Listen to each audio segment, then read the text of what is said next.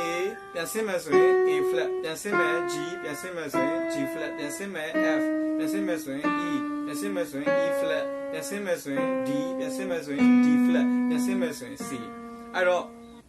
B flat A flat G flat E flat D flat ဆိုပြီးတော့ပြန်ရလာတယ်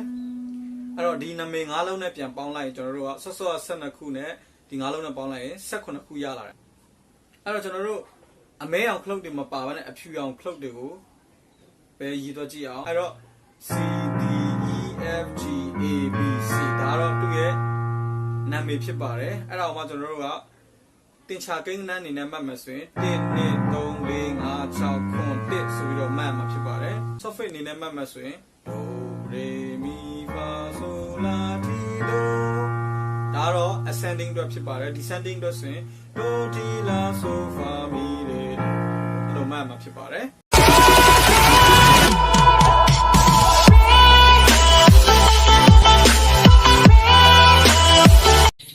မိမိနဲ့ရမယ့်အဖြူခလုတ်နဲ့အမဲခလုတ်ရဲ့နာမည်တွေကိုတည်ပြီးဆိုရင်ကျွန်တော်တို့ကနာမည်တူတယ်အတန်မတူတာကိုတော့တွေ့တယ်အနှိမ့်တန်အမြင့်တန်ဒါကို octave လို့ခေါ်ပါတယ်1 octave 2 octave 3 octave 4 octave 5 octave ဒီခုပြောရတော့ C octave အကြောင်းဖြစ်ပါတယ်အဲ့တော့ကျွန်တော်တို့ဒီကိုကြည့်မယ်ဆိုရင်လည်းအနှိမ့်ဒီအမြင့်ဒီကဆိုရင် octave ဖြစ်ပါတယ်1 octave 2 octave 3 octave 4 octave အဲ့လိုပဲကျွန်တော်တို့က C sharp ကိုကြည့်မယ်ဆိုရင်အနှိမ့်တန် C sharp အမြင့်တန်1 octave အနှိမ့်တန်အမြင့်တန်2 octave အနှိမ့်တန်အမြင့်တန်3 octave အနှိမ့်တန်အမြင့်တန်4 octave အဲ့လိုပဲကျွန်တော်တို့ F sharp ကိုကြည့်အောင် F sharp အနှိမ့်တန် F sharp အမြင့်တန်1 octave 2 octave 3 octave 4 octave ဒီလောက်ဆိုရင် octave အကြောင်းနားလည်တော့ပြီထင်ပါတယ်ဆက်ကြည့်ရအောင် C D E F G A B C C D A G F E D C ဒီခုကျွန်တော်တီးသွားတာဆိုရင်ဘယ်ကနေစတီးလဲတီးချင်ဒီအောင် C0 လို့ဆိုပါစို့ဒါဆိုရင်ဒီကောင်က C1 ဖြစ်တော့ပါတယ်အဲ့တော့ C1 ကနေစတီးတယ်လို့မိတ်ဆွေကမြင်ပေးရမှာဖြစ်ပါတယ်ကဲလို့ဒီကနေလာပြီးမှဆိုရင်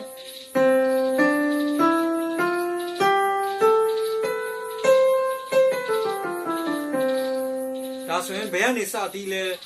လို့မိတ်ဆွေမြင်ရမလဲဆိုရင် C0 လို့သတ်မှတ်လိုက်မယ်ဆိုရင် C1 C2 ကနေကျွန်တော်တီးတယ်လို့မိတ်ဆွေကမြင်ရမှာဖြစ်ပါတယ်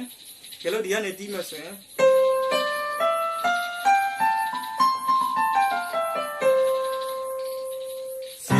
C1 C2 C3 ကနေကျွန်တော်တီးနေတယ်လို့မိတ်ဆွေကမြင်ပေးရမှာဖြစ်ပါတယ်ဒီကနေစတီးမယ်ဆိုရင် C4 ကနေတီးတယ်လို့မြင်ပေးရမှာဖြစ်ပါတယ်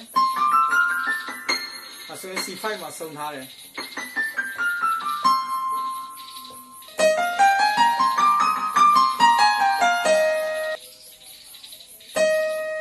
ဘလောက်กว่าလဲကြည့်ရအောင်0 1 2 3အဲ့တော့ဒီနားတွေကD sharp 3ဒါမှမဟုတ် E flat 3နဲ့တီးတော့ပါလားဆိုပြီးတော့မြင်ပေးရမှာဖြစ်ပါတယ်